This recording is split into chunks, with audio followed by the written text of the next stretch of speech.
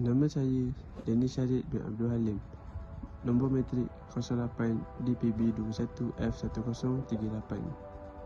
Nama saya Muhammad Muhaimin bin Amiruddin, nombor metrik 08 DPB 21F1037.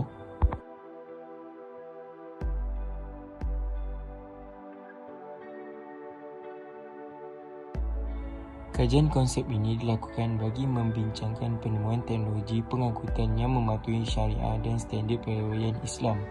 Justru, perbincangan tentang aktiviti teknologi hijau difokuskan kepada penjanaan kuasa elektrik berasaskan tenaga boleh diperbarui iaitu renewable energy yang didapati dapat membantu dalam mengurangkan kesan rumah hijau.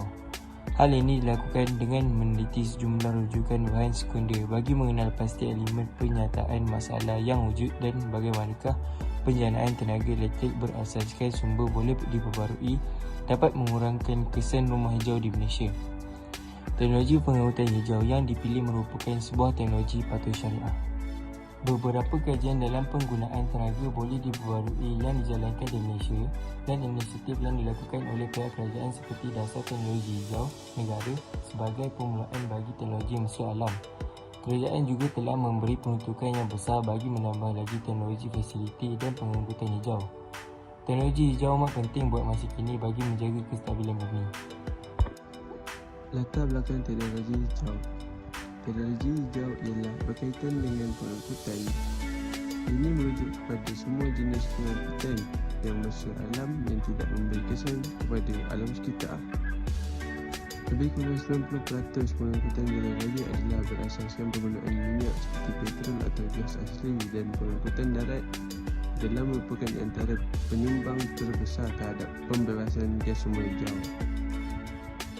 Perkara ini dikongsi Prof. Madya Dr. Syawal Hamid, beralih pensyarah kanan Jabatan Pendidikan Elektrik, Elektronik dan Sistem, Fakulti Kejuruteraan dan Alam Bina Universiti Kebangsaan Malaysia (UKM).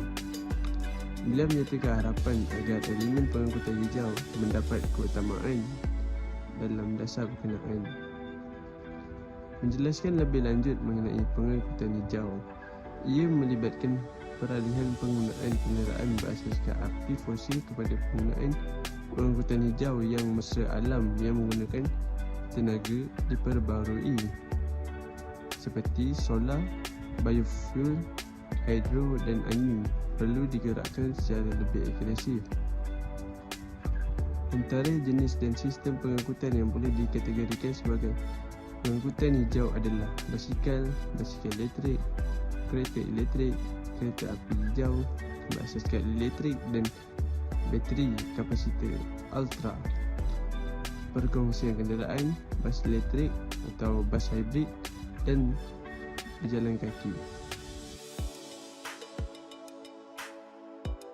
Nas yang berkaitan dengan teknologi ini ialah Surah Al-Anfal ayat 27. Maksudnya, wahai orang-orang yang beriman, janganlah kamu mengkhianati amanah Allah dan Rasul-Nya, dan janganlah kamu mengkhianati amanah-amanah kamu sedang kamu mengetahui salahnya. Selain itu, Surah Al-Baqarah ayat 205 artinya, dan apabila dia berpaling dari engkau, dia berusaha untuk membuat kerusakan di bumi serta merosakkan tanaman dan ternakan, sedang Allah tidak menyukai kerusakan. Kaedah fiqah.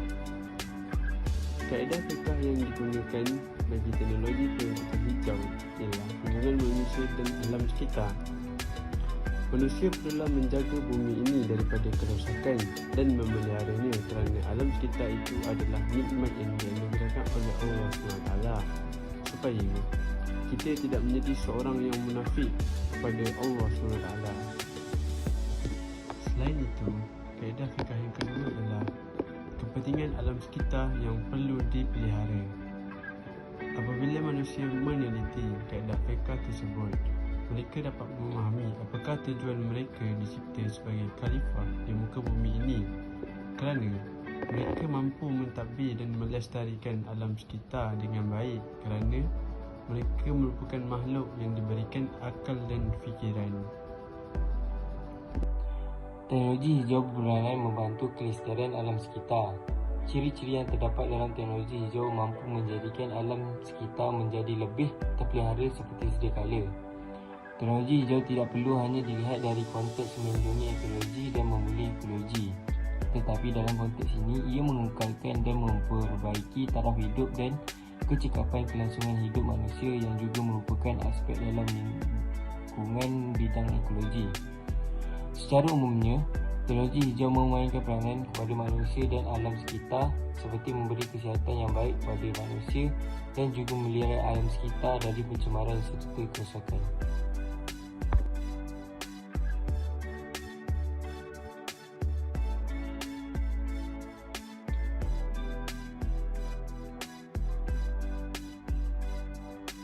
Perumusan yang dapat disimpulkan daripada penemuan teknologi ini ialah sebagai manusia, kita diwajibkan untuk menjaga dan melestarikan alam sekitar kita agar nantinya kita dapat selalu memanfaatkannya untuk memenuhi keperluan kita. Sebagai umat Muslim, perintah untuk menjaga dan merawat alam sekitar sudah sangat jelas tertulis di dalam ayat Al-Quran dan hadis. Hadis tentang larangan merosak, merawat, melestarikan lingkungan alam, dan ayat Al-Quran tentang perintah menjaga alam dan lingkungan. Oleh itu, teknologi yang patuh syariah seperti teknologi pengangkutan hijau amat penting bagi masa akan datang. Ia bertujuan untuk memelihara dan menjaga keindahan bumi yang Allah SWT pinjamkan kepada kita.